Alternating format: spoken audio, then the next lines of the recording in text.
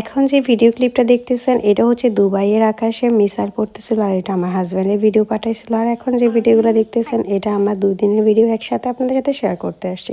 Hello everyone, আসসালামু আলাইকুম, welcome back to my another videos. I hope সবাই ভালো আছেন, সুস্থ আছেন।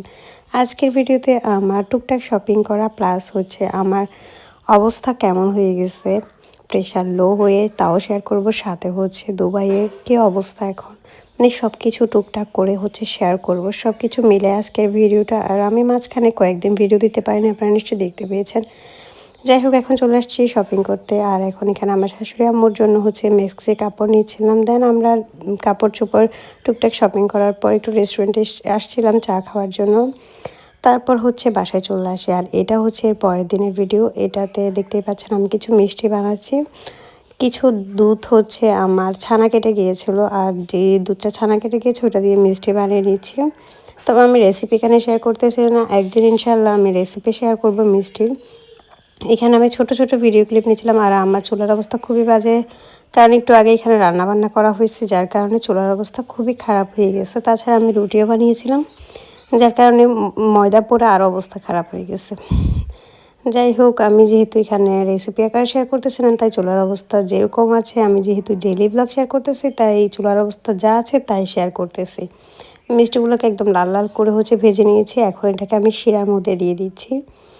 মিষ্টিটা হচ্ছে লাল করে ভাজলে আমার কাছে মজা লাগে সাদা মিষ্টির চাইতে। তো শিরা বানিয়ে রেখেছিলাম আগে থেকে, তার মধ্যে দিয়ে দিয়েছি। চিনির শিরাই বানিয়েছিলাম আমি এখানে। আমরা সবাই জানি এখন পৃথিবীর অবস্থা খুবই খারাপ, বিশেষ করে ইরানের অবস্থা তো বাজে খুবই।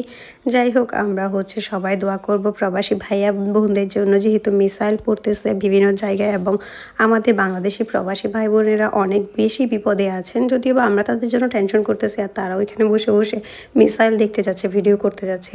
যাই হোক, এখানে আমার ইফতার রেডি করছিলাম। আর এখানে আমি আজকে নান বানিয়েছিলাম প্রথমবারের মতো, সাথে একটা মুরগি রোস্ট করছিলাম। আর এখানে হচ্ছে সব ইফতার আইটেমগুলো নিয়ে আসছি ইফতার করার জন্য। তো এখন হচ্ছে আমি একটু রান্নাবান্না করে নিচ্ছি সেহরির জন্য। আর আজকে ভিডিওটা হচ্ছে একটু জগা খিচুড়ি টাইপ, মানে সব কিছু একসাথে শেয়ার করতেছি আর কি। যেহেতু কয়েকদিনের ভিডিও এখানে জমা হয়ে গেছে, টুকটাক ভিডিও আমি অনেকদিন ভিডিও আপনাদের শেয়ার করতে পারিনি।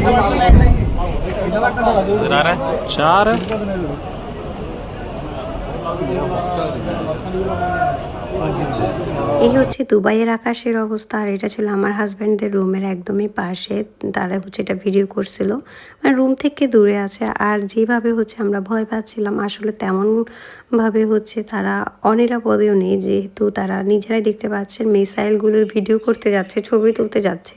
এদিকে আমরা টেনশন করতে করতে তাদের জন্য অবস্থা খারাপ। যাই হোক, সেটা আমার হাজব্যান্ডই বলছে, এত বেশিও খারাপ অবস্থা না যে তোমরা এত বেশি টেনশন করতেছো, বা বাংলাদেশে যেভাবে ছড়াই গেছে ফেসবুকের মাধ্যমে বা সোশ্যাল মিডিয়ার মাধ্যমে। যাই হোক, এখানে আমি হচ্ছে পরের দিন ইফতারি রেডি করতেছিলাম মসজিদের জন্য, আমাদের এলাকার মসজিদে ইফতারি দেওয়ার জন্য ইফতারি রেডি করতেছিলাম। আর এই দিনে আমার অবস্থা খুবই খারাপ হয়ে গেছে। আমার বিপি একদম কমে 80/60-এ চলে গিয়েছিল, মানে খুবই অবস্থা খারাপ। আমার প্রেশার লো হয়ে আমাকে স্যালাইন দিতে হচ্ছে। ডক্টর দেখাতে আসছিলাম বাজারে, আর ওইখান থেকে একদম আমাদের বাসায় চলে আসছি। সাজিদকে ছাড়াই হচ্ছে বাসায় চলে আসছি স্যালাইন দেওয়ার জন্য, যেহেতু স্যালাইন প্রায় 5 থেকে 6 ঘন্টার মতো রাখবে। আর আমি খুবই ভয় পাই এই জিনিসটা। আমাকে আমার মা, তারপর ভাইয়ের বউ, ভাইজি, এরা সবাই মিলে ধরে রেখেছিল।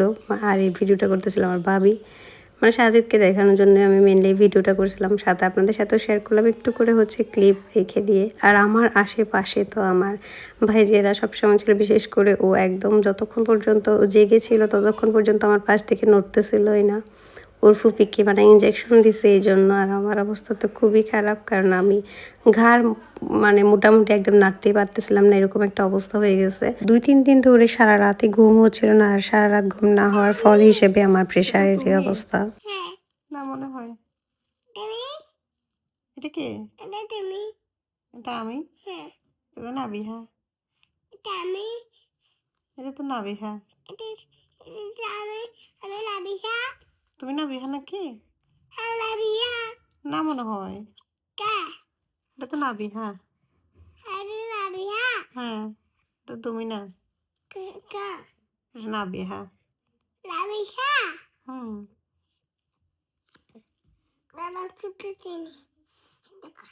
সাজিদকেও মিস করতেছিলাম আর এর মধ্যে হচ্ছে আমার ভাই গিয়ে সাজিদকে নিয়ে আসছে আর সাজিদ আসার পর আমাকে কি দেখবে তার বোনদের সাথে আলাপ করতে ব্যস্ত এদিকে বড় বোনকে ধরছে মানে বড় বলতে নুসাইবাকে ধরছে এই জন্য নাবিহা কান্না করতেছে ভাইয়া ভাইয়া বলে মানে কি একটা অবস্থা তারা একটু পরে হচ্ছে আবার মারামারি লাগবে মানে সারাক্ষণ তারা থাকে এই অবস্থায় আর আমার অবস্থা তো স্যালাইন দিয়ে এইদিকে আমাদের পুচকিগুলার হচ্ছে 15 দিন আগে থেকে ঈদ লেগে গিয়েছে 14-15 দিন আগে থেকেই তাদের হচ্ছে বড় ফুপি তাদেরকে ড্রেস বানিয়ে দিয়েছে ধুতি প্যান্ট তারপর কামিজ ডিজাইন করে তো দুই বোনকে বানিয়ে দিয়েছে আর দুই বোন পরে হচ্ছে এখানে ঢং করতেছিল যাই হোক আজকের ভিডিওটা এখানে শেষ করছি ভালো লাগলে অবশ্যই চ্যানেলটাকে সাবস্ক্রাইব করে পাশে থাকবেন আল্লাহ হাফেজ।